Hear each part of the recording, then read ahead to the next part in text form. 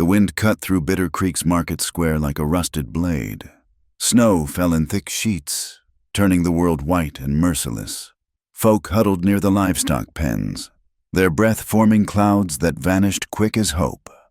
Mara Doyle stood barefoot in the snow, wrists bound to a post near the horse traders. Her feet had gone past hurting into a strange numbness. The bruises on her arms showed purple-black against pale skin. She kept her face turned down, letting tangled hair hide the burn scar that ran from her left eye to her jaw. $20, someone called out. She can work a kitchen well enough. Her father, Patrick Doyle, spat tobacco juice into the snow. 30. She's strong despite her looks. The crowd laughed.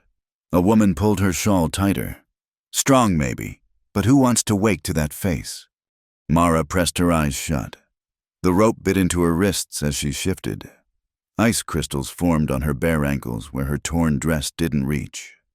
25 then, the first man said. Final offer. You hearing this? Girl. Patrick kicked snow at her feet. Should have thought before you let the house burn. Your sister might still be breathing. The words landed heavier than any blow. Mara's shoulders trembled, but she made no sound. Boot steps crunched through the snow. Steady, unhurried. The crowd parted like river water around stone. Elias Hart stood 6 feet of quiet strength, his coat dusted white. Ranch work had carved lines around his eyes, though he wasn't yet 35. His hat shadowed his face, but his gray eyes stayed clear and direct. He stopped 3 feet from where Mara stood. The market noise faded to whispers. Slowly, deliberately, Elias Hart dropped to one knee in the snow. Don't look at me, Mara whispered, voice raw as winter bark. Marry me. The words fell simple as stones into still water.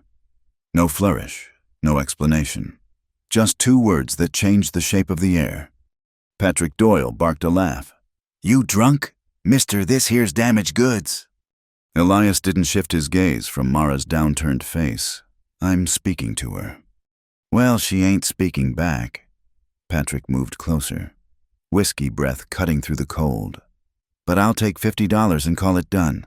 More than she's worth, scarred up like that. The insult brought Elias to his feet. He stood between Mara and her father, his back straight as fence posts. The lady hasn't answered. Lady, someone snorted. That's rich. Mara lifted her head just enough to see past her hair. This man's eyes held no pity, no disgust, just steady patience, like he had all winter to wait. Why? The words scraped past her throat. Because you deserve to be asked proper. Patrick shoved forward. $50 or move along. I got drinking to do. Without looking away from Mara, Elias pulled a leather pouch from his coat, heavy with coin. He tossed it at Patrick's feet where it landed with a dull thud. There's 70. Now cut her loose. Patrick scrambled for the money, counting with shaking fingers.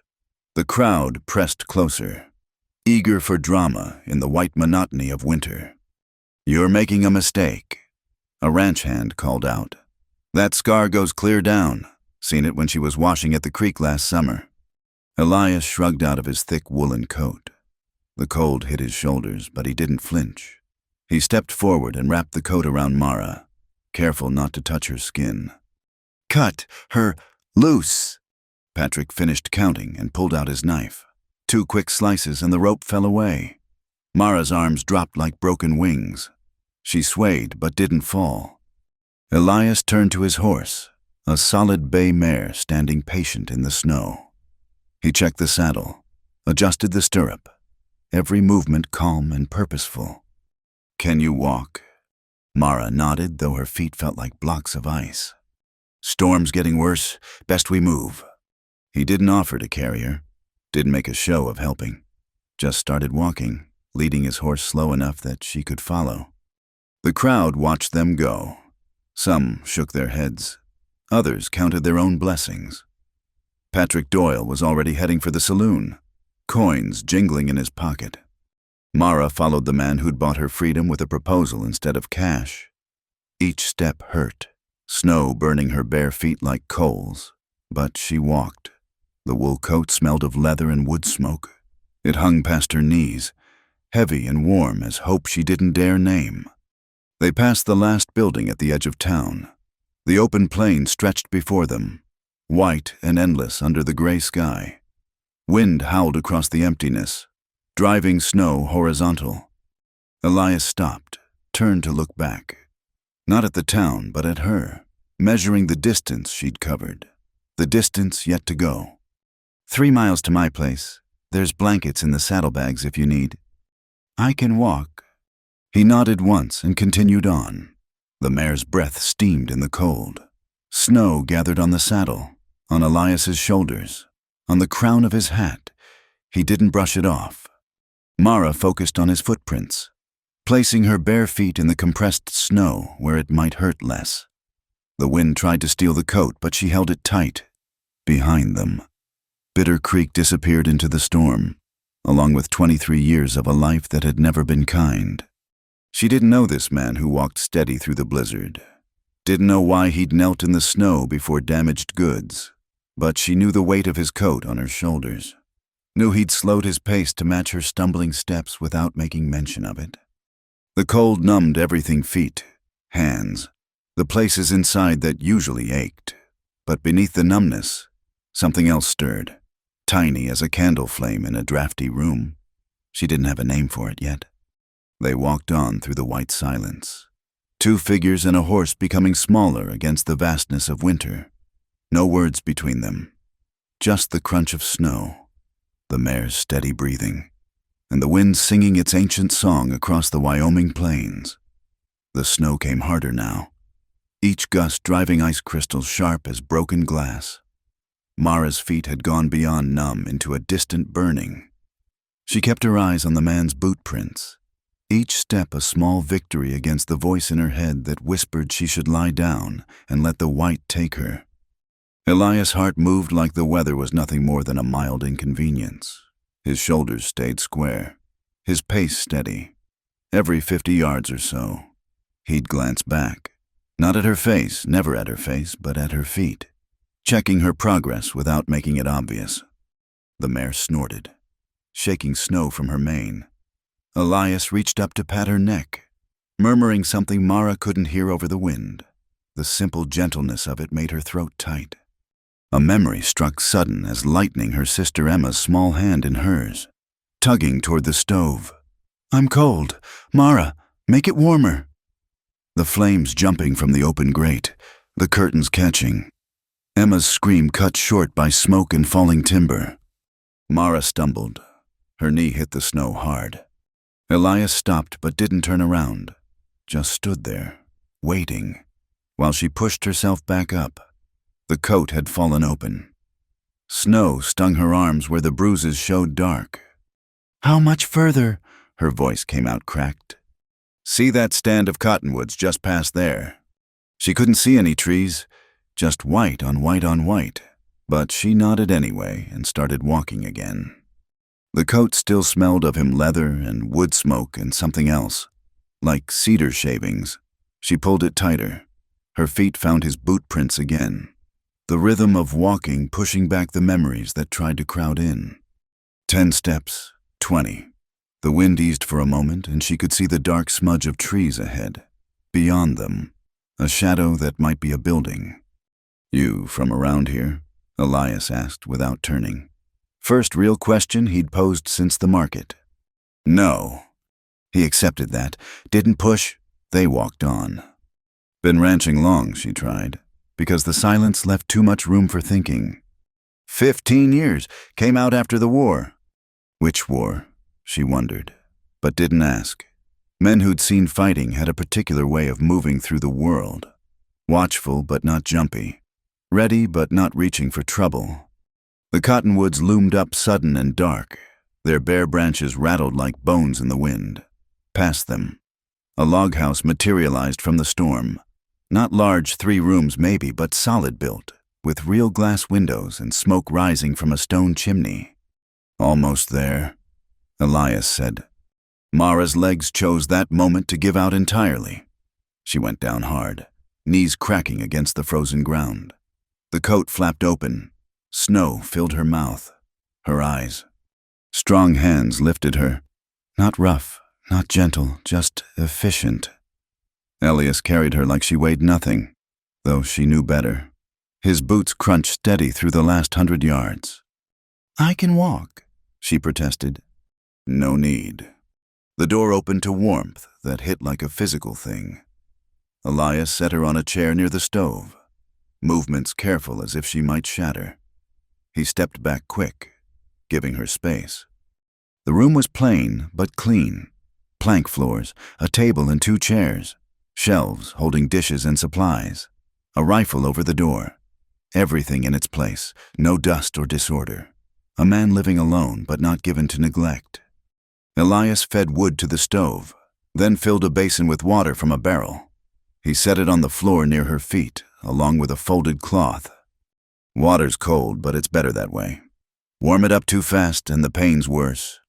He turned his back while she peeled off what was left of her stockings. Her feet looked like something that didn't belong to her, white as candle wax. The feeling gone entirely.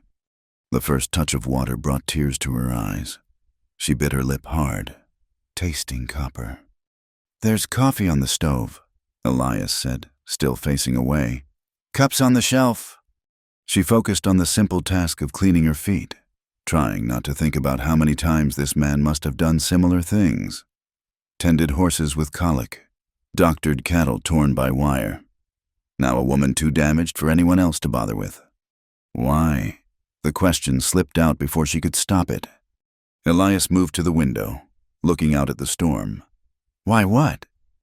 "You know what." He was quiet long enough she thought he wouldn't answer. Then, "My mother used to say every person deserves to be seen proper, not for what's been done to them, for who they are." "You don't know who I am." "No, but I know who you're not." Mara dried her feet with the cloth, wincing as feelings started to return in sharp needles. "I'm not worth $70. "That's not for you to decide." She looked up then, forgetting to hide behind her hair. The scar pulled tight when she moved too quick, a constant reminder. But Elias wasn't looking at her, still watching the snow fall beyond the window. "What happens now?" she asked. "Now you get warm, get some food in you, sleep in a real bed. And tomorrow," he turned from the window.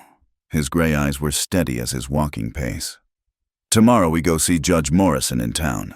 Make it legal, if you're willing. If not, soon as the storm clears, I'll take you wherever you want to go. No obligations." "And if I stay?" "Then you stay. House needs a woman's touch. I'm gone with the cattle most days. You'd have the run of the place." She studied his face, looking for the catch. Men didn't offer without wanting something back, but his expression stayed plain as good leather, no hidden meanings lurking. "I don't know how to be a wife." "I don't know how to be a husband. Reckon we'll figure it out." The fire crackled in the stove. Outside, the wind had picked up again, throwing snow against the windows. The room felt separate from all that, a small pocket of warmth carved out of winter. Mara pulled the coat tighter around her shoulders. Her feet throbbed as blood returned to the damaged tissue. Everything hurt. Everything except the quiet certainty in this stranger's voice when he said she was worth seeing proper. "Mara," she said finally. "My name is Mara Doyle." Elias Hart. He moved to the stove, poured coffee into 2 cups, set one on the table near her elbow, took the other to drink standing. "There's a room through that door. Bed's made up fresh. You take it tonight." "Where will you sleep?" "Barn's warm enough. Got a cot out there for calving season." She wanted to protest, but her body was already shutting down, exhaustion rolling over her like a second storm. The coffee tasted bitter and perfect. The chair felt softer than anything she'd known in years. "Thank you," she managed. Elias nodded once and headed for the door, collecting a blanket from a trunk. "I'll be close if you need anything. Bar the door behind me." Then he was gone into the white swirl of storm, leaving Mara alone with the warmth and the quiet and the strange, terrifying possibility that she might be safe. The morning came quiet. Storm blown out sometime in the night. Mara woke to sunlight streaming through real glass windows and the smell of coffee already brewing. For a moment she forgot where she was. Then memory rushed back like cold water. She found her dress dried and folded on the chair, but it was past saving, torn and stained beyond repair. Next to it sat a clean shirt and trousers, worn but mended neat. Men's clothes, but they do. The main room stood empty. Fresh wood stacked by the stove. Water barrel filled. A plate covered with a clean cloth sat on the table, biscuits still warm. A pat of butter. Dried apple slices arranged careful as you please. Through the window she could see Elias in the barn doorway, working leather with steady hands. The storm had left everything crystalline. Snow glittering like ground diamonds under the sun. Mara ate slowly. Each bite a reminder of how long it had been since food came without cost. The biscuits were plain, but good. Better for being freely given. A soft knock made her startle. "Just me," Elias called through the door.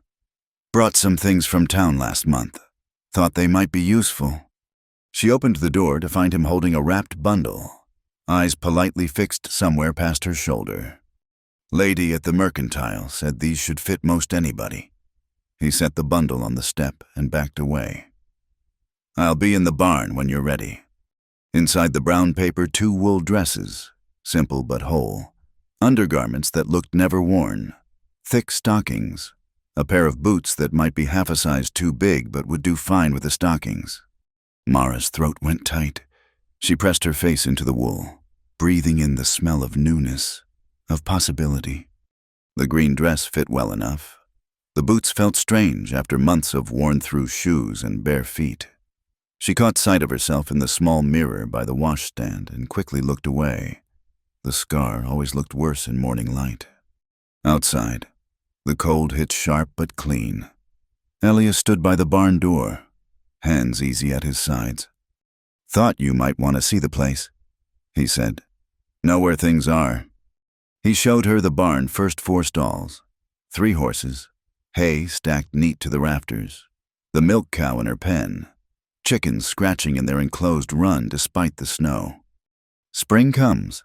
We can expand the garden." He pointed to a fenced plot. "Soil's good here. Things grow." They walked the property boundaries, Elias explaining water rights and grazing areas like she was someone whose opinion mattered. The house sat protected by a rise of land to the north, cottonwoods marking the creek to the east. "It's not much," he said finally, "but it's free and clear. No debts on it." "It's more than I've ever had claim to." They stood quiet, looking out over the white expanse. A hawk circled high up, hunting something only it could see. "That offer," Mara said carefully, "about making it legal. You still mean it?" "I do. You know nothing about me, where I come from, what I've done." Elias bent to pick up a piece of windfall from under the cottonwoods. His knife came out smooth, started peeling bark in long, even strips. "No, you survived whatever came before. No, you didn't break when lesser folks would have. That's enough." "The scar is proof you lived through something. Nothing more, nothing less." Mara touched her face without meaning to. The ridge of damaged skin felt hot under her fingers. "People will talk. They'll say you married beneath yourself, took in trash." The knife never paused in its steady work. "People say lots of things. Doesn't make them true. You could have any woman, proper women, without—" She gestured helplessly at herself. Now Elias did look up. His gray eyes held that same steady patience from the day before. "I'm 34 years old, been alone on this ranch for 6 years. If I wanted a proper woman, I'd have found one by now." "Then why?" He went back to his whittling. The wood began to take shape a horse, maybe, or a dog. "My mother died when I was 12. Fever took her quick. But before that, she was the strongest person I knew. Raised 3 boys after our father didn't come back from the war. Kept us fed and schooled and decent." The knife moved sure and careful, revealing the figure hidden in the wood. Last thing she told me was to look for strength in people, not surfaces. Said the shiniest apple might be rotten at the core, but the windfall fruit could be sweet right through. I'm not sweet. Didn't say you were, said you were strong. Mara felt something crack inside her chest, not breaking more like ice beginning its spring thaw. Dangerous and necessary all at once. What if I say yes and it's a mistake? Elias folded his knife, tucked the half-carved figure in his pocket. Then we'll deal with it honest, but I don't think it will be. You do this for pity. The question came out sharper than intended, but Elias just shook his head slow. No, because you deserve to be treated like a human being instead of livestock, because everyone needs a place to belong, and maybe because I'm tired of eating my own cooking. The last bit surprised a sound from her that might have been almost a laugh. It felt rusty, unused. They started back toward the house, boots crunching in the snow. At the door, Mara turned. I know how to work. Cooking, cleaning, mending. I'll earn my keep. I know you will. And I don't. That is, being married doesn't mean... She felt heat rise in her unmarked cheek. Means whatever we decide it means. Elias said simply, You'll have your own room, your own space. Rest of it we figure out as we go. Inside, he showed her the kitchen stores, where things were kept, how the stove drafted best. His movements stayed careful, always maintaining distance, never crowding her space. I'll head to town this afternoon, he said. See about the judge. You need anything while I'm there? Mara thought of all the things she needed, all the things she'd never have again. Then thought of this man offering his name like it was nothing more than lending a coat. Maybe some thread if it's not too dear, for mending. Thread it is. He collected his coat and hat. Bar the door while I'm gone, not expecting trouble, but good habits keep you safe. After he left, Mara stood in the middle of the main room, trying to understand how she'd come to be here. Yesterday she'd been barefoot in the snow, worth less than good cattle. Today she had boots, a warm room, a man offering marriage like it was just another chore to be handled practical and plain. She touched the scar again, habit born of years. In the barn, she'd seen how Elias handled the horses, firm but gentle, never forcing, just steady patience until they came around to trusting. Maybe that's what this was. Maybe she was just another wild thing he figured needed gentling. But when she remembered his eyes gray and calm and seeing her proper, she thought maybe it was something else, something she didn't have words for yet. The fire needed tending. The floor could use sweeping. Small things, but she could do them. Could start earning her place in this strange new world where a woman's worth wasn't measured in unmarked skin. Outside, snow began to fall again, soft as forgiveness. Mara rolled up her sleeves and got to work. The days fell into rhythm like fence posts marking a boundary line. Morning coffee before dawn. Elias out with the horses while Mara tended the house. Noon meal taken quiet at the pine table. Afternoon split between chores, him mending tack or chopping wood, her working the needle through cloth or kneading bread for the next day. They'd been married 3 weeks by Judge Morrison. A simple ceremony with the courthouse clerk as witness. Elias had placed a plain gold band on her finger, his hand steady as always. She'd signed her new name careful as she could Mara Hart. The letters looked foreign but felt like possibility. Now she stood at the stove, stirring rabbit stew while snow fell lazy outside the window. The house smelled of sage and onion, warmth radiating from the iron belly of the stove. Behind her, Elias worked on the monthly accounts, pencil scratching against paper. The kitchen had become her domain without discussion. He'd yielded the space natural as breathing, same way she'd taken to having the coffee ready when he came in from morning chores. Small courtesies building trust like stones in a wall. Smells good, he said without looking up. Ready in 20 minutes. No rush. She'd learned he meant such things. No rush on supper. No hurry on the mending. No questions about why she still wore her hair to hide the scar, though sometimes she caught him glancing when he thought she wasn't looking. Not at the scar, at her, like he was trying to figure something out. The wooden spoon moved in slow circles. Outside, one of the horses whinnied, probably the mare, who got restless when snow kept them penned too long. "I was thinking," Elias said, and stopped. Mara waited.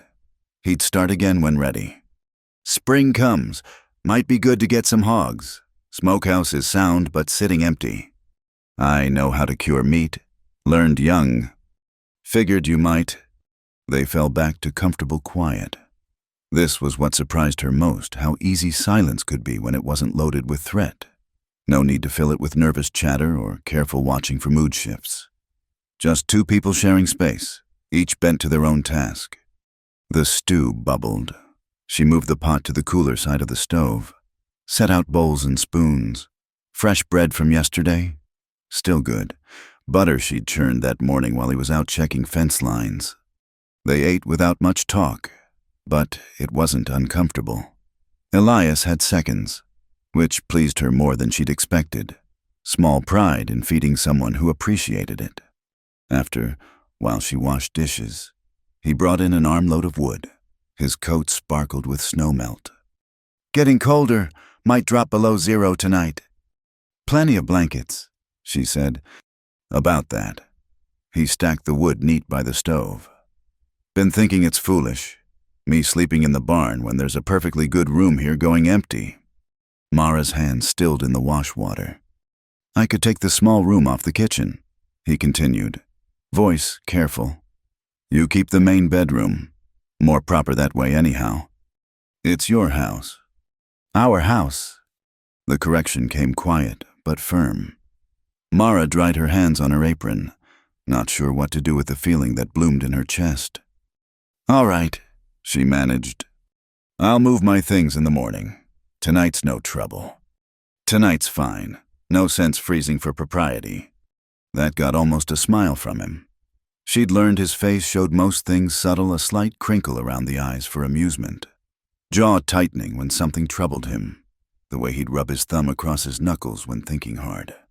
Later, after he'd settled into the small room and the house had gone quiet, Mara lay in the dark, listening to the wind. Strange to know another person slept just walls away. Stranger still to find comfort in it. She pulled the quilt higher, wool dress warm beneath. In the morning there'd be coffee to make, breakfast to cook, chickens to feed, simple things, good things. A life she was building board by board, meal by meal. The moon rose late, sending silver through the window. Without thinking, she touched the scar, mapping its familiar ridge. In town last week, buying flour. A woman had stared openly before whispering to her companion.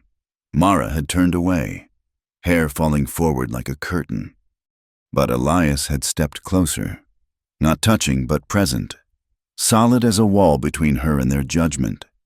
He'd discussed the weather with the store clerk casual as Sunday, like his wife wasn't marked as clear as any brand. "Ready?" he'd asked when their business was done. She'd nodded, and they'd walked out together into the clean winter air. Now, in the dark, she pressed her fingers against the damaged skin. 23 years of hiding, of turning away, keeping her face down, letting hair cover what couldn't be fixed. A board creaked in the kitchen, probably just the house settling in the cold. But then came the sound of the stove door opening, wood being added. Elias, making sure the fire would last till morning. Taking care of things, taking care of her. The tears came sudden and silent, not from sadness but from something else. Relief, maybe, or recognition of a safety she'd never thought to have. She pressed her face into the pillow, shoulders shaking with the force of it. All those years of being less than, all those times her father had... Mara. Elias's voice came through the door, concerned but not intrusive. She tried to answer but only managed a sound that gave her away. "I'm coming in," he said, "just to check. That all right?" "Yes," she whispered. The door opened slow. He stayed in the doorway, lantern light from the kitchen outlining his shape. Bad dream? She shook her head, not trusting her voice. Sometimes it hits like that, he said, being safe after being not safe, like your body doesn't trust it yet. How do you know? Came back from the war with both legs and both arms. Lot of men didn't. Took months before I stopped waking up reaching for a rifle. She wiped her face with the quilt corner. I'm all right. I know you are.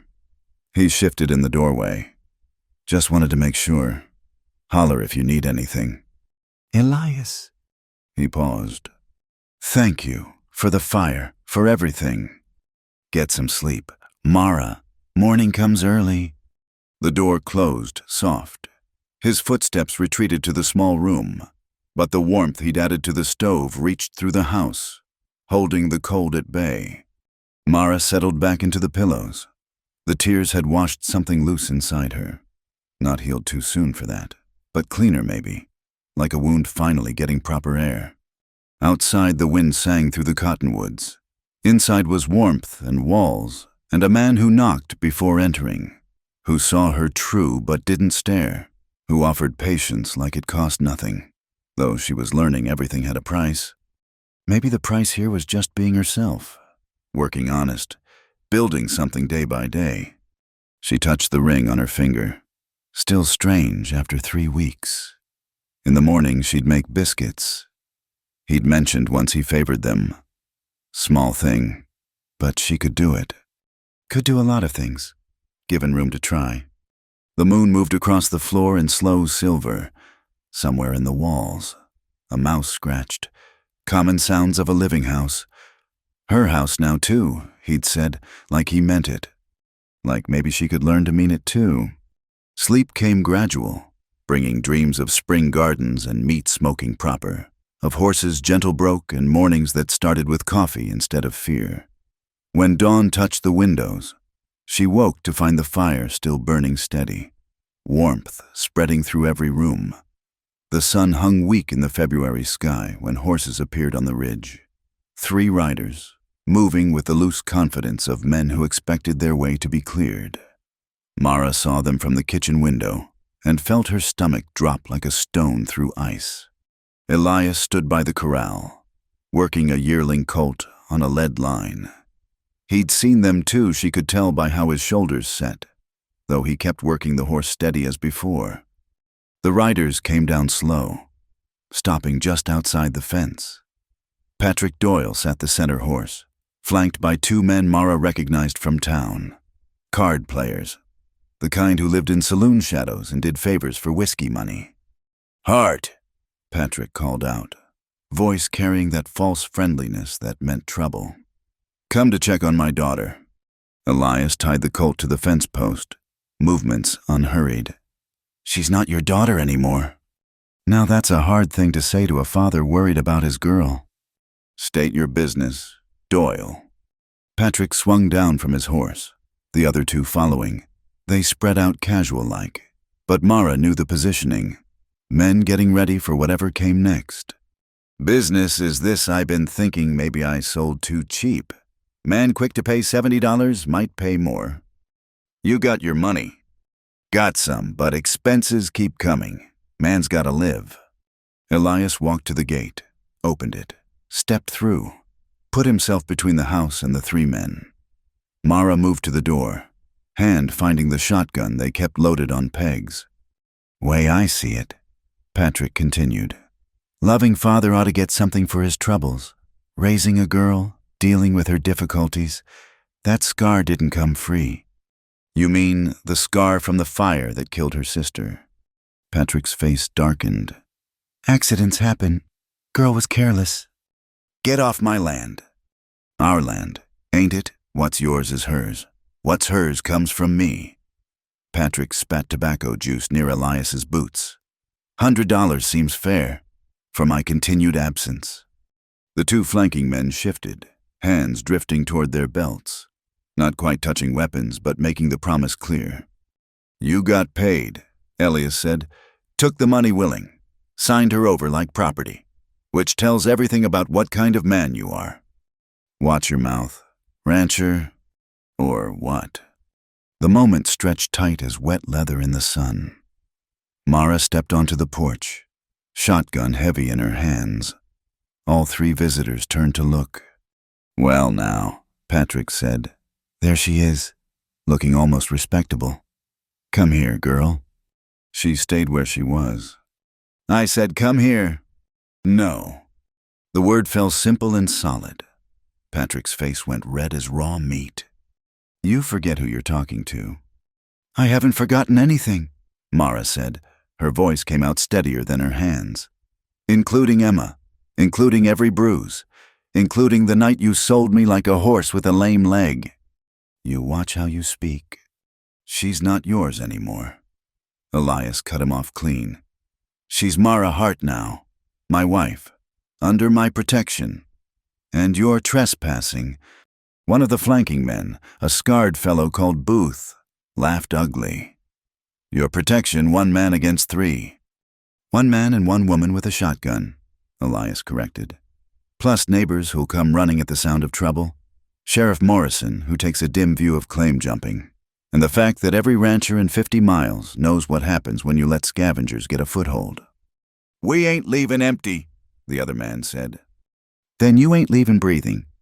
Elias hadn't moved, hadn't raised his voice, but something in his stance shifted, and Mara saw what he must have been like during the war. Not hot-tempered or wild, just ready, absolutely ready for whatever came. Patrick looked between them, calculating. His eyes landed on Mara, and she saw his thoughts clear as print, working out if she'd really shoot, if this quiet rancher was the killing kind. "This ain't over," he said finally. "Yes, it is." Elias took 1 step forward. Just 1, but Patrick stepped back. "You come here again, for any reason, and I'll treat you like I would any wolf sniffing around my stock. That clear enough?" Patrick's hand twitched toward his belt. Mara raised the shotgun, socking it against her shoulder. The click of hammers pulling back rang loud in the cold air. "Pa," she said, and the word tasted like ashes. "You already killed Emma. Don't make me bury you too." Something flickered in Patrick's eyes. Maybe memory.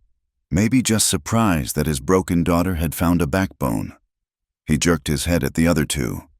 "Mount up." They went reluctant, throwing looks back that promised this wasn't finished. Patrick swung into his saddle, gathered his reins. "You'll regret this, girl. Both of you will. I got friends, got ways of making life hard for folks who cross me." "Try it," Elias said. They watched the 3 ride back up the ridge, vanishing over the line like smoke. Only then did Mara lower the shotgun. Her arms shook with the effort of holding steady. Elias crossed to her in 3 strides, taking the gun gentle from her hands. "You did good. They'll be back." "Maybe, maybe not. Men like that are cowards underneath. Push back once. Often they find easier prey." She wrapped her arms around herself. "I'm sorry, bringing trouble to your door." "Our door." He set the shotgun back on its pegs. "And you didn't bring it. He did." "If they come at night, then we'll handle it. Same as we'd handle wolves or weather or anything else that threatens what's ours." "What's ours?" The word settled into her like heat into cold bones. "Come inside," Elias said. "You're shivering." She hadn't noticed, but he was right. The February air cut sharp now that the fear heat was fading. Inside. He added wood to the stove while she sank into a kitchen chair. "I should have told you," she said, "about him, what he's capable of." Elias poured coffee, set a cup in front of her. "I knew what kind of man he was the minute he put a price on his daughter's head. The fire, Emma. You don't have to tell it." But suddenly, she did. The words came halting at first, then faster. The winter 5 years back. Emma only ate, always cold, always wanting the fire built higher. The spark that jumped, the curtains catching, trying to get Emma out but the beam falling, pinning them both, the searing pain as embers ate into her face, Emma's hand going limp in hers. "I got free, got outside, but Emma," her voice broke. "Pa said it was my fault, said I was supposed to watch her, said every time he looked at me, He saw what I'd done. What he saw was his own guilt, Elias said quiet. Easier to blame you than himself. Mara touched the scar. That old habit. He wasn't wrong. I should have watched better. Should have... Stop! Elias reached across the table, covered her hand with his. First time he'd touched her deliberate since the wedding. His palm was warm, calloused, steady. You were 18, a child yourself. It was an accident. Emma's still dead. And that's a sorrow you'll carry always. But it's not a sin. Not something that marks you as worth less than whole. She looked at their joined hands. His thumb moved once, gentle across her knuckles. He'll try again, she said. Let him. This is our place, our life. Nobody runs us off what we've built. I haven't built anything. You have. Every meal, every mended shirt, every morning you make this house a home. That's building sure as hammering nails. Tears burned her eyes, but didn't fall. I'm scared. Good. Scared keeps you careful, but don't let it keep you small. He squeezed her hand once, then let go. We'll watch for a few nights, take turns, but I don't think they'll come. Your father's a coward and a drunk. He wants easy money, not a fight. How can you be sure? Because he had you under his thumb for years and the best he could think to do was sell you, a man with real spine would have protected you, helped you heal, made sure you knew Emma's death wasn't your failing. The words hit deep. Truth she'd never let herself think. All those years of believing she deserved the blame, the bruises, the contempt. Because if she deserved it, then it made sense. If she didn't, then it was just cruelty for cruelty's sake. I held that shotgun on him, she said, wonder in her voice. You did. I would have shot him. I know. Does that make me terrible? Elias stood, started fixing something for supper. Normal movements, like armed standoffs, happened every day. Makes you someone who won't be pushed anymore. Nothing terrible in that. She watched him work. This man who'd stood between her and trouble without hesitation, who talked about hour like it was simple as breathing, who touched her hand and made her feel like maybe she wasn't just a collection of scars and sorrows. Thank you, she said. He glanced back. For what? Being on my side. Where else would I be? He said it so matter-of-fact, like there was no other possibility. And maybe, Mara thought as she rose to help with supper, maybe for him there wasn't. Maybe this was what it meant to be chosen, to be worth standing for. Outside, dusk gathered purple in the hollows. No sign of riders on the ridge, just their land stretching quiet under the first stars. And inside, the warm light of home. The storm came 3 nights later, but it wasn't made of snow. Mara woke to the sound of breaking glass, an orange light dancing on the bedroom wall. Fire. The barn was burning.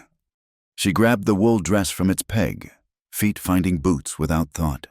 In the main room, Elias was already loading the rifle, face grim in the hellish light from the window. Stay inside, he said. Like hell. He didn't argue, just handed her the shotgun. They went out together into chaos. The barn roared with flame, hay catching fast as tinder. The horses screamed, trapped in their stalls. Smoke rolled black against the stars. Get the horses, Elias shouted over the roar. I'll find who did this. But they both knew who. The question was whether Patrick and his men were still here, waiting. Mara ran for the barn, heat hitting like a wall. The big door stood open how the fire starters had gotten in. Inside was an orange nightmare. The mare thrashed in her stall, eyes rolling white with terror. No time for gentle. Mara threw her wool shawl over the mare's head, grabbed the halter, and pulled. The horse fought, then followed blind, trusting the hand that fed her every morning. Out into the clean air, then back for the others. 3 horses saved. On the 4th trip, beams started falling. Mara dove sideways as burning timber crashed where she'd stood. Sparks showered down like falling stars. Mara, Elias appeared in the doorway. "Get out!" The yearling colt still screamed in the far stall. She could see him rearing, striking at the walls.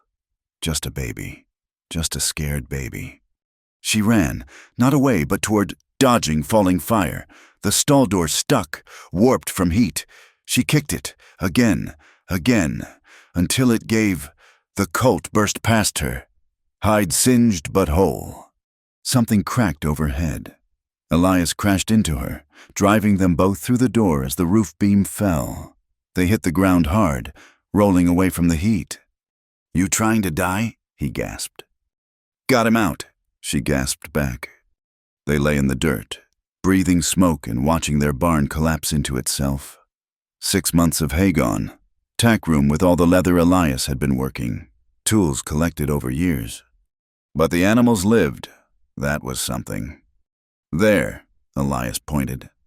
3 riders on the ridge, outlined by the fire they'd set, watching their work. One raised a bottle in mocking salute. Elias found his rifle in the dirt, sighted careful. The shot cracked sharp. The bottle exploded in the rider's hand. All 3 wheeled their horses, vanishing over the ridge fast as they'd come. "Should have aimed lower," he said. "Warning shot." For now. They spent the rest of the night fighting to keep the fire from spreading, hauling water from the well, soaking the ground between barn and house. By dawn, nothing remained but charred timbers and ash. Mara's hands were blistered, her dress full of burn holes. Elias had a gash on his forehead where something had struck him. They sat on the porch steps, too tired to stand. "I'm sorry," she said, "for what fighting to save what's ours. For bringing this trouble." He turned to look at her straight on. "You listen. This isn't your fault. Men like your father, they're poison. They ruin everything they touch. But that's on them, not you. If you hadn't, what existed, survived, married me." He shook his head. "None of those are crimes. Mara." The morning sun revealed the full damage. Where the barn had stood, only the stone foundation remained. The horses huddled by the corral, traumatized but breathing. "We'll rebuild," Elias said. "With what takes money for lumber, nails, take time we need for spring planting. Then it takes it." His certainty should have been comfort, but Mara felt hollow as a burned tree. This was what came of her trying for better, destruction following like her shadow. She stood abrupt. "I need to go." "Go where?" "Away, before they burn the house next, before someone gets killed." Elias stood too, moving between her and wherever she thought to run. "No." "You can't stop me." "Actually, I can, but I won't need to." "Why?" "Because you're not a quitter. Scared, maybe hurt, definitely, but not a quitter. You don't know that." "I do." He stepped closer, and she could see the soot in the lines around his eyes, the exhaustion he was holding back. "Know how I know? Because a quitter would have died in that market, would have given up when her sister died, would have let the scar define her. But you didn't. You survived. You said yes when I asked. You held a gun on men who scared you. You ran into a burning barn for a colt." "That's different." "No, it's not." His hands came up to frame her face, gentle but firm. For the first time, he touched the scarred side without hesitation. "This is just another fire to survive. We do it together." "What if they come back?" "Then we'll be ready. Already sent word to town. Sheriff Morrison's riding out. And the other ranchers? They don't take kindly to barn burnings. Sets a precedent nobody wants." "My father is a coward who strikes at night against property. We faced him down direct. He backed off. He won't come at us straight." "Then crooked." "Then we watch for that too." His thumbs moved soft against her cheekbones. Such a simple touch, but it undid something in her chest. "I'm not worth this trouble," she whispered. "I decide what you're worth to me, and you're worth everything." She broke then. Not gentle tears, but ugly sobs that shook her whole body. "For Emma, for the barn, for years of believing she deserved punishment. Elias pulled her close, and she cried into his smoke-stained shirt while the sun climbed higher over their scorched land. When the tears finally stopped, she stayed there, feeling his heartbeat steady under her cheek. He smelled of smoke and sweat and safety. "We should see to the horses," she said finally. "In a bit. And start cleaning up." "That too." But neither moved. They stood in the morning light, holding on while ash drifted down like snow. "I won't run," Mara said. "I know. But I need to learn to shoot better, to fight back proper." "I'll teach you." "And we need dogs, mean ones, for warning. Morrison knows a man breeds good watchdogs." She pulled back enough to see his face. "You sure about this about me?" "Never been surer of anything." She wanted to say something about love, but the word felt too big, too fragile for daylight. Instead, she kissed him. Quick, clumsy, tasting of smoke and tears. His surprised intake of breath made her start to pull away, but his hand came up to cup the back of her head, holding her there. When they broke apart, his eyes had gone dark as storm clouds. "Well," he said. "Well," she agreed. A rider appeared on the road. Sheriff Morrison, badge glinting in the sun, the real world rushing back in. "We should," Elias started. "Yes." They separated, but his hand found hers as they walked to meet the law. His fingers laced through hers like a promise. "We do this together." The burned barn stood testament to what hate could do, but they stood together, hands joined, proof that hate didn't get the last word. Not today, not while they had bullets and backbone in each other. Morrison swung down from his horse, face grim as he surveyed the damage. "Heard you had trouble." "Some," Elias said. "Know who?" "Got suspicions." "Good enough for me." The sheriff spat tobacco juice at the ashes. "This ends now. I'll have words with Patrick Doyle. Strong words. He won't like what happens if there's more trouble." "Appreciate it," Elias said. Morrison looked at Mara, touched his hat brim. "Ma'am, sorry for your troubles." She lifted her chin, the scar pulled tight, but she didn't turn away. "Thank you, Sheriff." "We'll get through this," Morrison said. "Folks around here take care of their own." After he left, promising to return with help for the cleanup, Mara and Elias stood looking at their changed world. Barn gone, but house standing. Horses singed but alive. Dreams scorched but not destroyed. "What now?" she asked.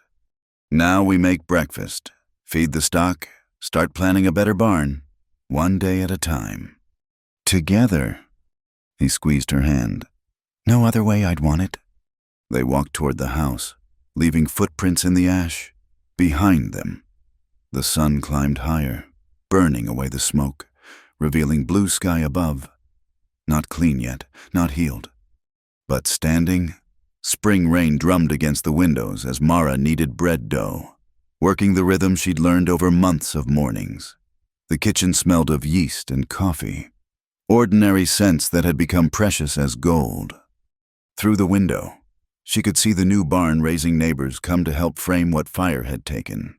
Elias worked among them, passing beams, swinging a hammer. The sight still caught her sometimes. This man who'd chosen her, working to rebuild what her past had destroyed. Thunder rolled across the valley. She covered the dough to rise and moved to check the stew. Good hearty food for men working in weather. The door banged open. Not Elias, he never entered rough like that. Patrick Doyle stood dripping in her kitchen. Two men behind him, the same ones from before. Plus a third she didn't recognize. Younger, meaner looking. "Hello, daughter." Mara's hand found the knife she'd been using to cut vegetables. "Get out." "Now that's no way to greet your father." Patrick moved further in, boots leaving mud on her clean floor. "Especially when I come with a proposition." "Elias." "Is busy with his barn. Amazing how much noise hammering makes. Man might not hear anything happening in his own house. The other men spread out, casual but strategic. The young one picked up an apple from the bowl on the table, bit into it with a grin that made her skin crawl. "Sheriff Morrison warned you," Mara said, proud when her voice stayed steady. "Sheriff's in town, 20 miles away." Patrick pulled out a chair, sat like he owned the place. "Gives us time to talk family business." "We're not family." "Blood says different. Now here's the thing, that fire was unfortunate. Costly. But accidents happen. Could happen again. To the house this time. Or maybe your husband has an accident with his horses.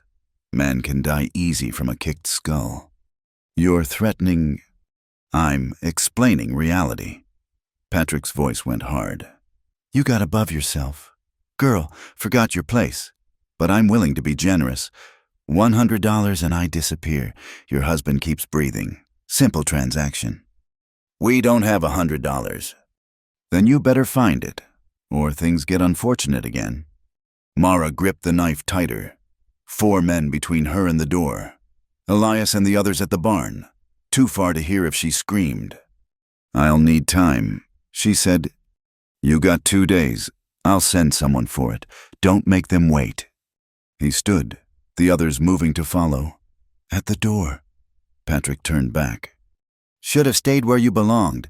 Girl, some stains don't wash clean, no matter how much you scrub." They left her standing there, knife in white-knuckled hand, rain beating against the walls like fists. She should tell Elias. Should walk to the barn right now and watch him gather men, strap on guns, start a war that would only end in blood. She'd seen that look in his eyes when the barn burned, the soldier underneath the rancher. He'd kill for her, die for her. She wouldn't let him. The money tin sat high on the shelf, holding what they'd saved for spring seed and supplies. $43. Not enough, not close. But her mother's ring, the one thing she'd hidden from Patrick all these years that might fetch something. And the horse, the bay mare Elias had been training.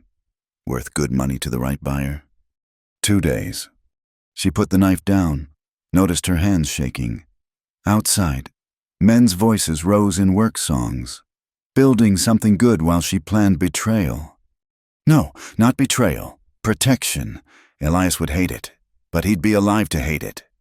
When he came in for noon meal, muddy and pleased with the morning's progress, she served stew and kept her silence, watched him eat, memorizing the way he cupped his coffee mug, how he always thanked her for the meal. "Good news," he said. "Jensen thinks we'll have the frame up by week's end. Barn might be better than before." "That's wonderful." He studied her. "You feeling all right? Look peaked." "Just the weather. Storms always make me restless." "They'll pass." He reached across the table, squeezed her hand. "They always do." That night, she waited until his breathing deepened into sleep. Then she slipped out, saddled the mare quiet as she could. Town was a 3-hour ride through darkness and mud. The pawnbroker was known for asking no questions and paying half what things were worth. She laid her mother's ring on his counter, watched lamplight catch in the small stones. $20. It's worth 40 at least. 25, final offer. She took it at the stable. She found old McKinnon, who'd always admired the mare. "Can't sell her," she said, "but I need a loan against her. $35. I'll buy her back within the month." McKinnon chewed his tobacco, considering. "That's Hart's horse. I'm Hart's wife. He know about this. Family business, private matter." Something in her face must have convinced him. He counted out the bills, took the mare's lead rope. 1 month, he said, "then she's mine." She rode back on McKinnon's old mule, slower but sure-footed in the dark, $83 in her pocket. Still short, but maybe Patrick would take it as good faith, give them time to find the rest. Dawn was breaking when she slipped back into the house. Elias stood in the kitchen, coffee already made, face like granite. "Where's Belle?" No point lying. "McKinnon's." "Why?" "I needed money." For what? She opened her mouth to lie, to make up something about fabric or supplies. But his eyes held hers, gray and steady and deserving truth. Patrick came yesterday, while you were at the barn. His stillness was worse than shouting. And threatened you. The house. Said accidents happen. Wanted $100 to disappear. So you sold the mare.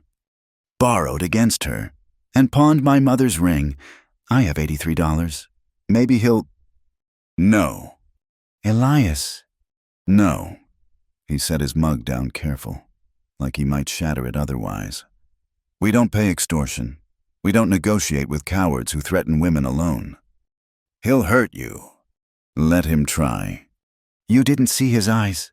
He means it, and he brought more men. Mara. He crossed to her, gripped her shoulders. Look at me.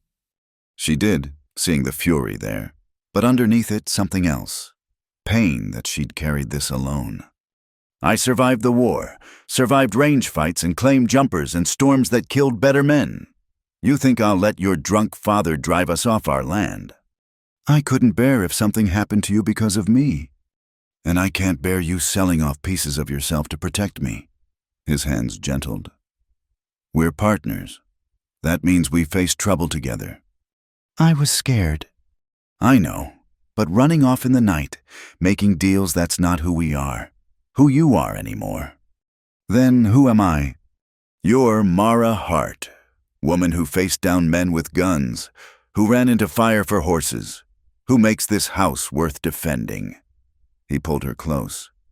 We're going to get your ring back, get Belle back, and then we're ending this proper.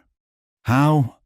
Legal way. Sheriff, judge, whatever it takes. Your father wants a war, but we'll give him law instead. Harder to fight paper than bullets. She pressed her face against his shoulder. I'm sorry. I know, but no more secrets. No more trying to protect me by leaving me out. Promise.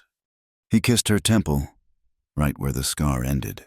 Get cleaned up. We're going to town. Both of us. Both of us. And Mara, wear your best dress. We're calling on Judge Morrison after we visit the pawn shop. Time to make some things official. They rode to town together on the workhorses, her in the green dress that brought out her eyes, him in his church clothes.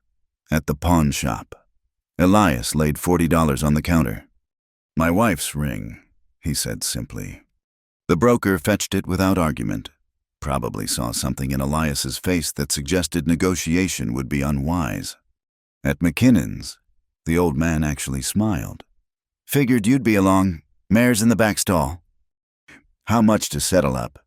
Nothing. Told your missus it was a loan. Meant it. McKinnon spat tobacco juice. Besides, I got no desire to be crosswise with you. Hart, or her for that matter. Woman who'd ride through a storm on a mule to protect her man, that's not someone to trifle with.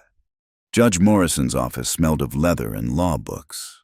He listened to their story, face growing darker with each detail. Extortion. Arson, threats of violence. He tapped his pen against the desk. More than enough for charges, but Patrick Doyle's smart enough to leave no proof. Then what do we do? Mara asked. We set a trap. Morrison smiled thin. You said he's sending someone for the money. Tomorrow. Good. Sheriff and I will be waiting. Hidden, but close. When they make the demand, we arrest them.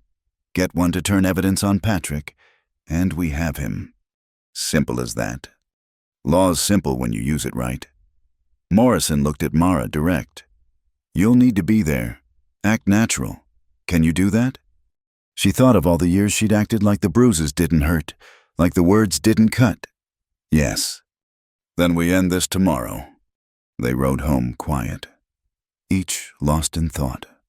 At the house, Elias caught her hand before she could dismount. You all right? Trying to be. That's all anyone can do. He helped her down, hands lingering at her waist. Whatever happens tomorrow, we face it. Together, she finished. I know. That night she made his favorite meal.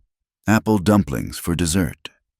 They sat close on the porch after, watching stars come out clean and bright. "I love you," she said, the words surprising them both. He turned to look at her full on. "Say it again." "I love you, Elias Hart." "Good." He kissed her slow and thorough. "Because I love you back.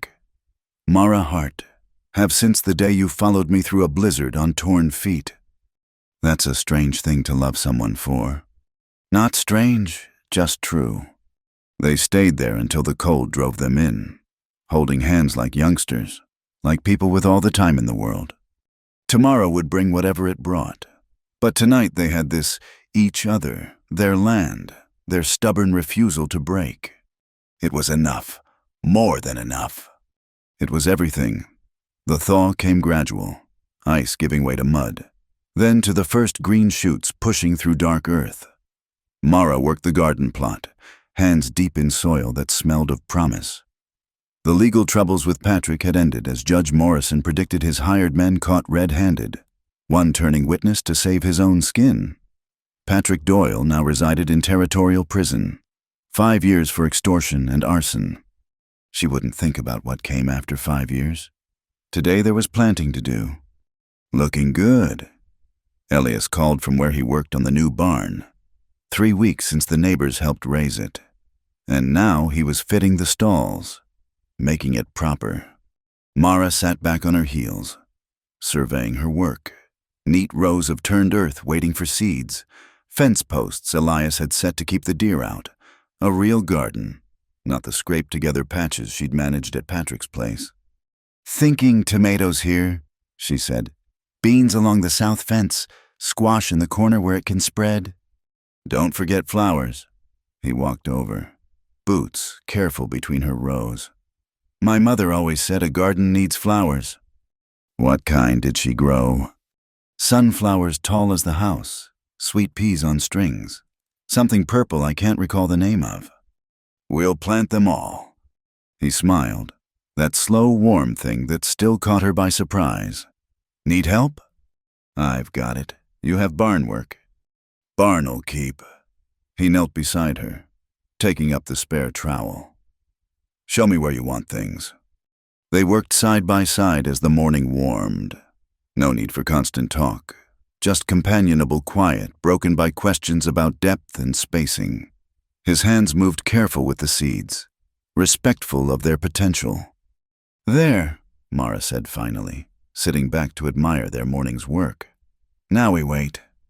"Good things take time." She glanced at him, found him watching her with that look again, the one that made her feel seen all the way through, scar and all. "What?" "You've got dirt on your nose." She scrubbed at it with her sleeve, likely making it worse. He laughed. "Sound rich as good coffee." "Here." He reached over, thumb gentle against her skin, wiping away the smudge.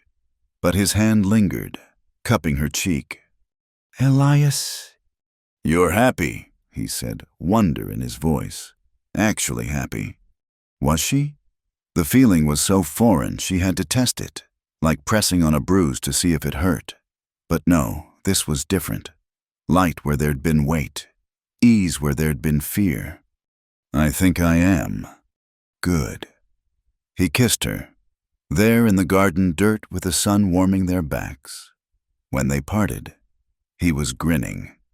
"Now you've got dirt on your mouth too." "Elias Hart," she swatted at him, but she was laughing. Actually laughing, the sound surprising her. He caught her hand, kissed her dirty fingers. "Come on, let's get cleaned up. I've got something to show you." At the house, after they'd washed and changed, he led her to the small room off the kitchen. His room, though he'd been spending less time there lately, falling asleep beside her more nights than not. "Close your eyes." "Why?" "Trust me." She did, letting him guide her into the room. Smelled fresh lumber, and was that varnish? "All right, look." A cradle sat by the window.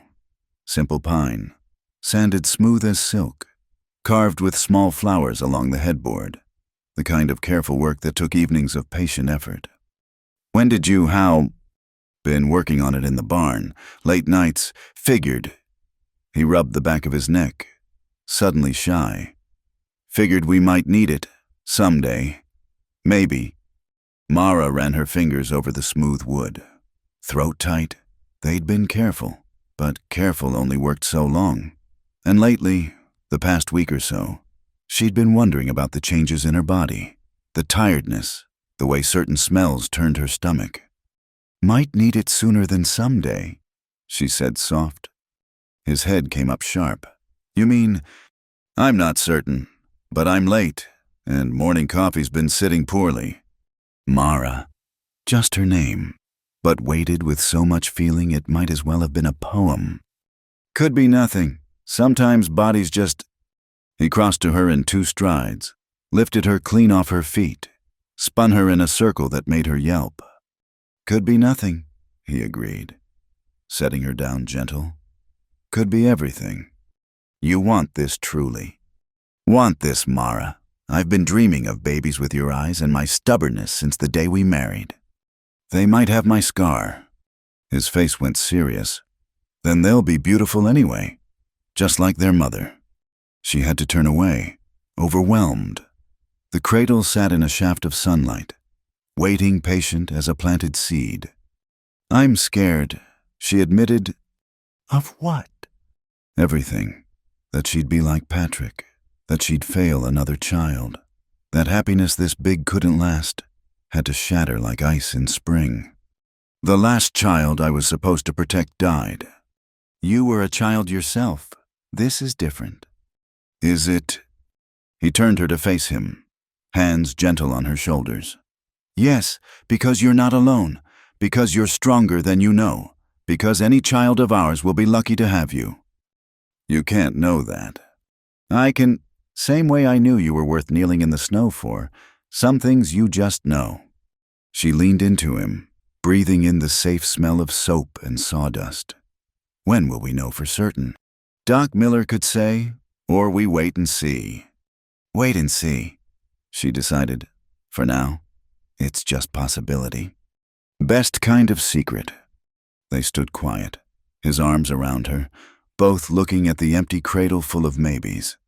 Over the next weeks, as her garden sprouted and her body confirmed what her heart suspected, Mara found herself talking to the maybe baby, little things, naming the vegetables as she weeded, humming half-remembered lullabies while she cooked. Elias caught her at it once. Smiled so wide she thought his face might crack. Don't laugh, she warned. Not laughing, just happy. The days grew longer, warmer. The new barn stood complete, better than before, like Elias had promised. Neighbors stopped by with gifts, preserved peaches, smoked meat, tiny knitted boots that made Mara cry. One evening, as they sat on the bench Elias had built under the cottonwoods, she felt the first flutter. Tiny as a bird's wing, but unmistakable. Oh, she breathed. What's wrong? Nothing wrong. She grabbed his hand, pressed it to her still flat belly. Wait. They sat frozen, barely breathing. Then there, a tiny movement, life announcing itself. Was that? Yes. His eyes went bright with unshed tears. Our baby. Our baby. He dropped to his knees right there, pressed his forehead to her belly. Hello, little one. I'm your papa, and I already love you fierce as fire. Mara ran her fingers through his hair. This good man who'd chosen her, fought for her, built cradles on hope alone. We need to think of names. She said, Emma, he said immediately. If it's a girl, for your sister. The tears came then, healing tears that washed away another piece of old pain. Emma, she agreed. And if it's a boy, you choose. She thought of strength and steadiness, of men who stood between trouble and what they loved. Samuel, after your father who didn't come back from the war. So there's another Samuel Hart in the world. Now Ellis was the one crying, silent tears that he didn't bother to hide. They stayed under the trees as dusk painted the sky purple and pink. The garden grew.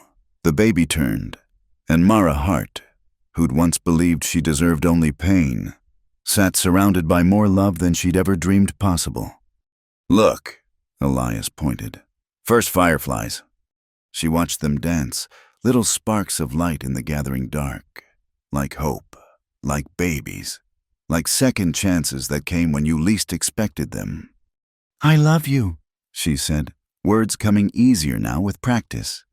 "Love you back," he replied, hand warm over where their child grew. The bench held them both, strong and steady. Tomorrow there'd be work, always work on a ranch. But tonight there was just this, the two of them become three, watching fireflies write promises in the summer air. The cradle waited inside, patient as planted seeds. Soon enough it would hold their heart outside their bodies, vulnerable and perfect. But for now, for this golden moment, everything waited safe beneath Mara's heart, protected and loved and chosen, just like she'd been. That snowy day when a quiet rancher knelt in the market square and offered her the world disguised as a simple question. The fireflies danced on, and Mara Hart smiled into the gathering night, scarred and beautiful and whole. Lightning split the September sky as Mara gripped the iron bed frame, another wave of pain rolling through her like thunder. The storm had come sudden, trapping Doc Miller in town with washed-out roads. It would be just them, her and Elias, and this baby demanding to be born. "Breathe," Elias said, voice steady despite the fear in his eyes. He'd delivered calves and foals, but this was different. This was everything. "I am breathing," she gasped between contractions. Had been for 8 hours now, since her water broke while feeding chickens that morning. He wiped her forehead with a cool cloth, hands gentle as always. "You're doing good. So good." "Don't feel good." Another contraction built, stronger than before. She heard herself make a sound she didn't recognize, primal and fierce. "That's it, Mrs." Jensen encouraged from the foot of the bed. Their neighbor had arrived an hour ago, face grim with knowledge. "Body knows what to do. You just follow." Mara had thought she knew pain, the burn that scarred her face, years of her father's anger. But this was different pain with purpose, her body working to bring life instead of taking it. "I can't," she whispered when the contraction passed. "You can." Elias knelt beside the bed, taking her hand in both of his. "You survived worse than this. You're the strongest person I know." "That was different. I was alone then." "You're not alone now. Never again." Thunder crashed overhead, rain hammering the roof like fists. The windows rattled in their frames, but inside was lamplight and warmth and hands holding hers through each wave of pain. "I need to check progress." "Mrs." Jensen said, "Deep breath." Mara fixed her eyes on Elias's face, finding anchor there. He'd been her anchor through everything, the trial, the rebuilding, the careful joy of watching her belly grow round with their child. "Almost there, Mrs." Jensen announced. "Few more pushes when the next pain comes." "Hear that?" Elias pressed his forehead to hers. "Almost time to meet our baby." The next contraction built like a storm surge. Mara felt her body take over, pushing without her conscious choice. Once, twice, pressure that felt like splitting. "Heads out, Mrs." Jensen said. "One more, Mara, one more big push." She bore down with everything left in her. Elias's voice in her ear telling her she was brave, she was strong, she was almost done. Then release, a slithering sensation and sudden emptiness where fullness had been. A thin cry cut through the storm sounds. Their baby was crying. "It's a girl, Mrs." Jensen said, voice thick with emotion. "Perfect little girl." Elias made a sound that might have been a sob. Mara reached out blind, and then there was warm weight on her chest, tiny and wriggling and alive. "Emma," she whispered, looking down at the scrunched red face, the shock of dark hair. "Hello, Emma?" The baby's cries gentled at her voice, eyes opening unfocused but searching. One tiny fist waved in the air until Mara caught it, marveling at the perfect fingers, the paper-thin nails. "She's beautiful," Elias breathed, "just like her mama." "She's all wrinkled," Mara laughed through tears. Beautiful wrinkles. Mrs. Jensen worked quiet and efficient, cleaning up, making sure all was well. The storm still raged outside, but inside their room felt separate from it all. A small, warm world holding just the three of them. "You want to hold her?" Mara asked, when Emma had nursed instinct guiding them both through that first fumbling attempt. Elias looked terrified. "What if I drop her?" "You won't." He took the bundle careful as spun glass, and Mara watched his face transform. Wonder and love and fierce protection all at once. "Hello, little one," he whispered. "I'm your papa. And I promise—" His voice broke, started again. "I promise you'll always be safe, always be loved, always know you belong." Emma yawned, tiny pink mouth opening wide, then settled into sleep against his chest. Elias looked up at Mara, eyes wet. "Thank you." "For what?" "For her, for you, for this life I never thought I'd have." "We made this together," she reminded him. "All of it." "Mrs." Jensen gathered her things, pressing a kiss to Mara's forehead. "You did real good. I'll check back tomorrow when the road's clear." After she left, they lay together in the big bed, Emma between them. The storm was passing, thunder growing distant, rain gentling to patter. "She has your nose," Elias said, studying their daughter's face. "Poor thing." "A lucky thing. It's a good nose." Mara traced Emma's features with one finger, learning her by touch. This child who would never doubt her welcome, never question her worth, never stand barefoot in a market square waiting to be sold. "I was so scared," she admitted. "Not of the pain, of after, of being responsible for another child." "And now," she looked at Emma's sleeping face, then at Elias, watching them both with so much love it took her breath. "Now I'm still scared, but it's different. Good scared, if that makes sense." "Makes perfect sense." Emma stirred, making tiny sounds. Without hesitation, Mara gathered her close, amazed at how natural it felt, how right. "She'll need so many things," she said, "clothes and shoes and schooling. She has everything she needs right now. Parents who love her, a home. The rest we'll manage as it comes." Together. No other way I know. They lay quiet, listening to rain and baby breathing. Outside, the storm moved on, leaving the world washed clean. Mara thought of her garden, how the rain would make everything grow stronger. "I wish my mother could have met her," Elias said soft. "And yours?" "They know," Mara said, surprising herself with the certainty. "Somehow, they know." Emma opened her eyes then, seeming to look right at them.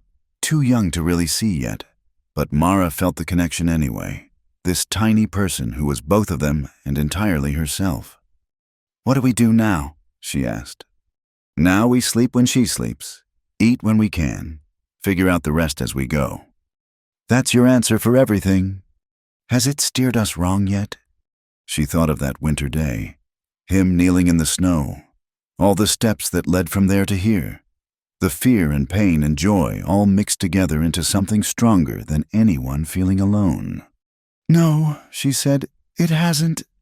Emma yawned again, settled back to sleep.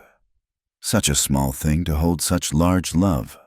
But maybe that was the miracle, not the grand gestures, but the quiet moments. A baby sleeping safe, parents watching over her, a house standing strong against storms.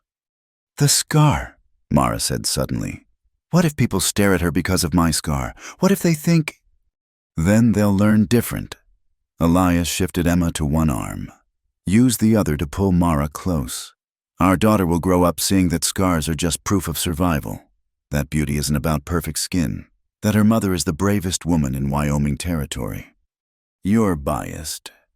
Completely doesn't make it less true.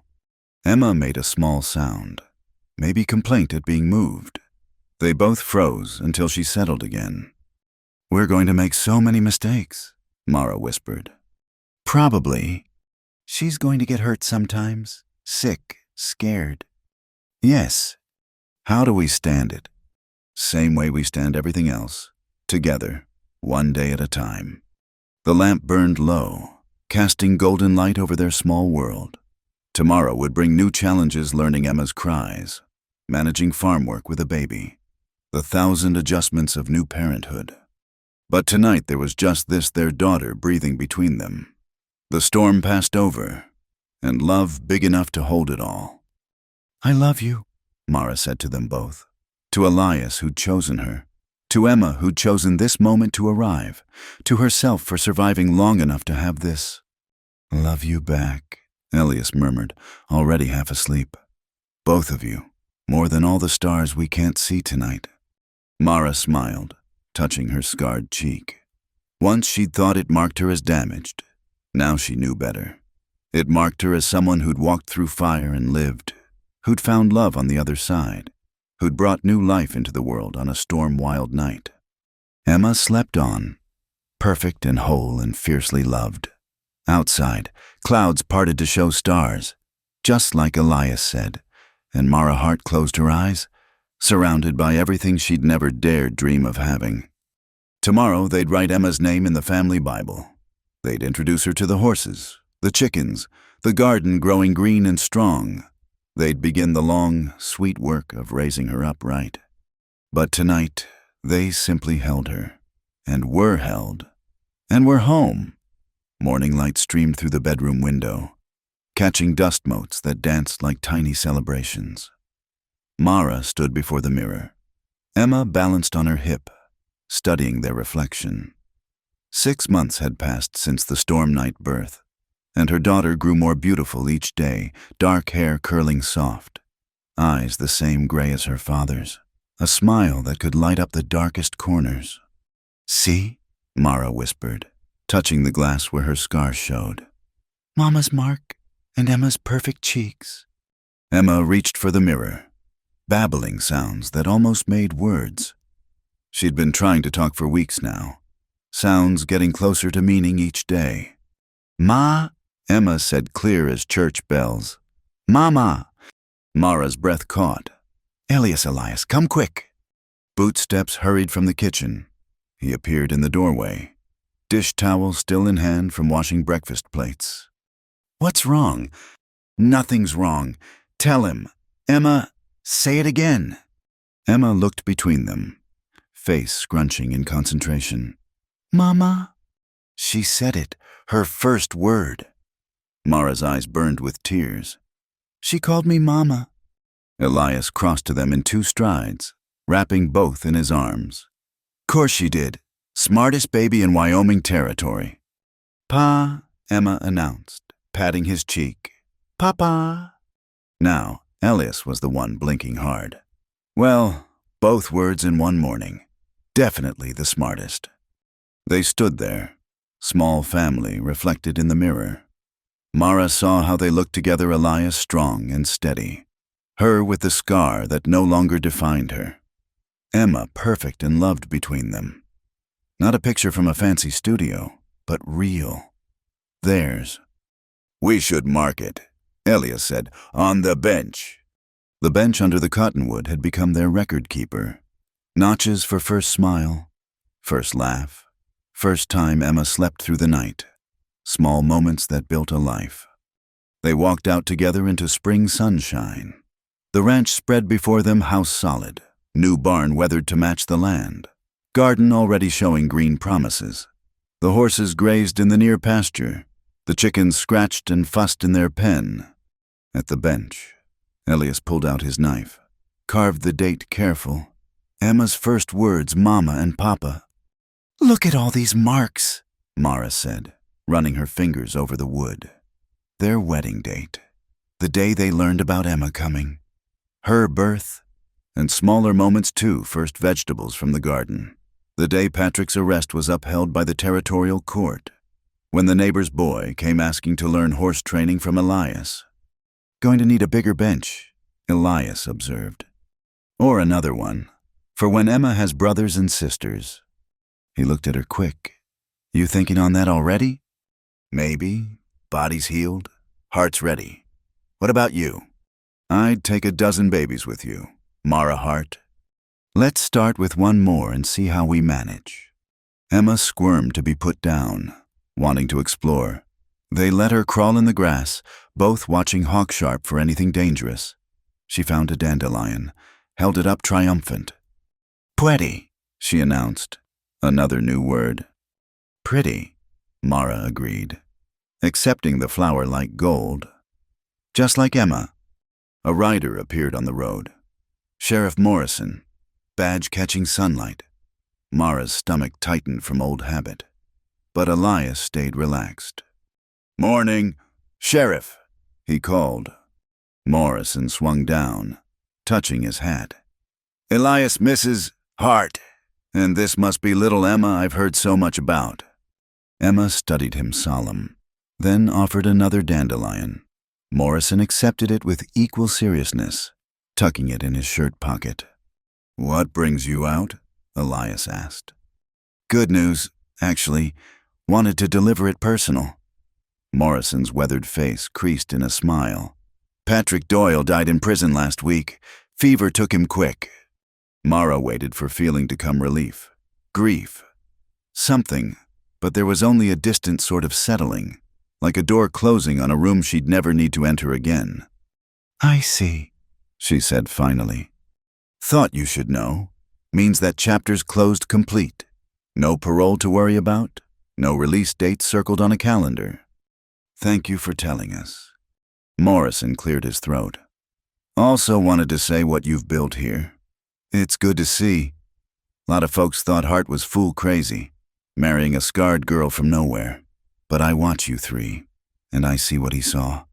Strength, grace, family worth protecting." "Sheriff Morrison," Mara said soft, "are you getting sentimental?" "Maybe so. Having grandbabies does that to a man." He touched his hat again. "You folks take care. And ma'am, that little girl's lucky to have you for a mother. Don't let anyone tell you different."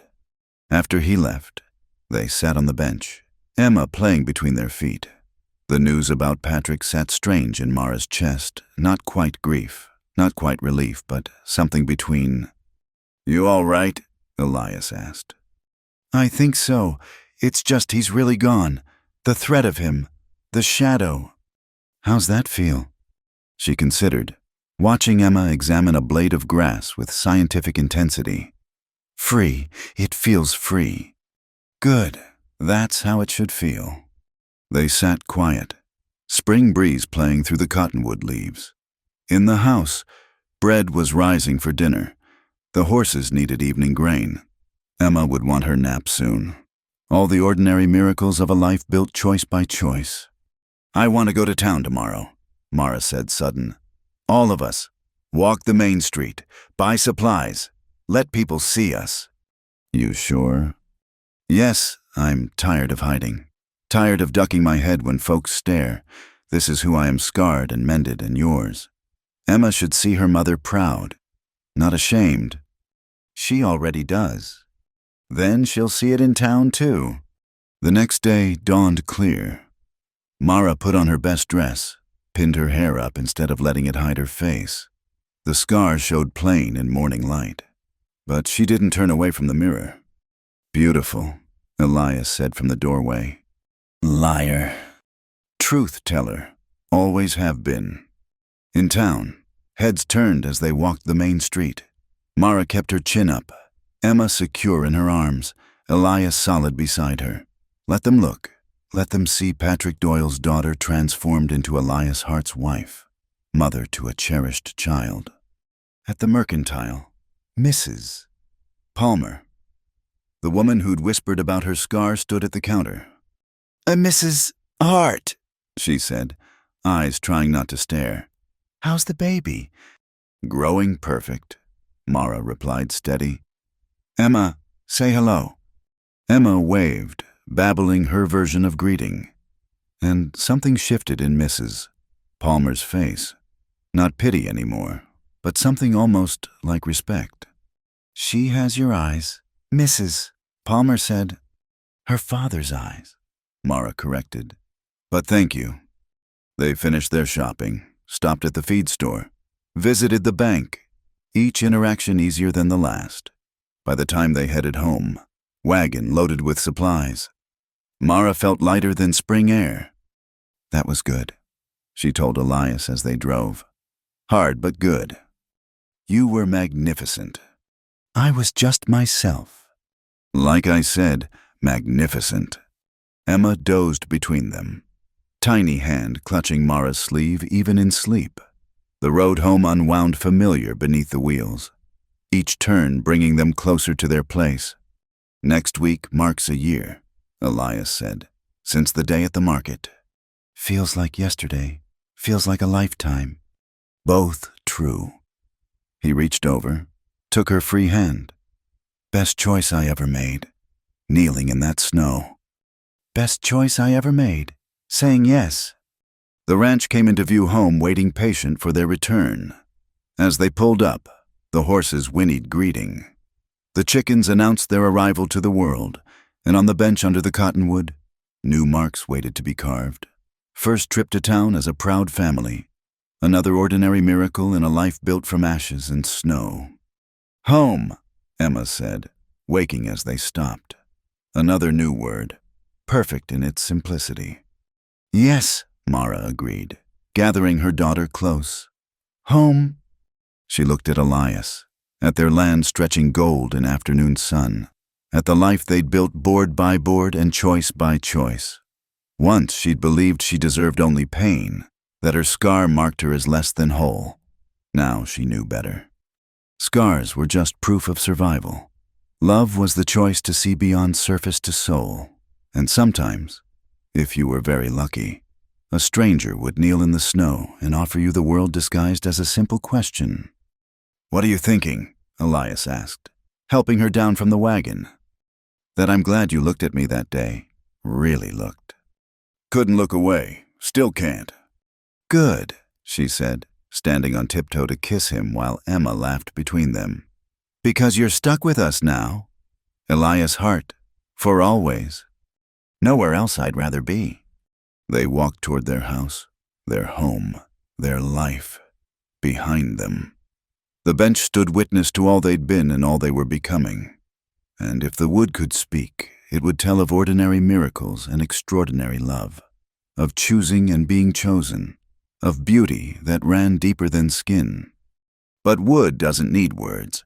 The marks carved there said everything to people and then three, building something worth protecting, something worth celebrating, something that would last longer than scars and stronger than storms. In this land where men saw the surface before the soul, they'd learn to look deeper, to love truer, to build better. And that made all the difference. Thank you so much for listening to this story.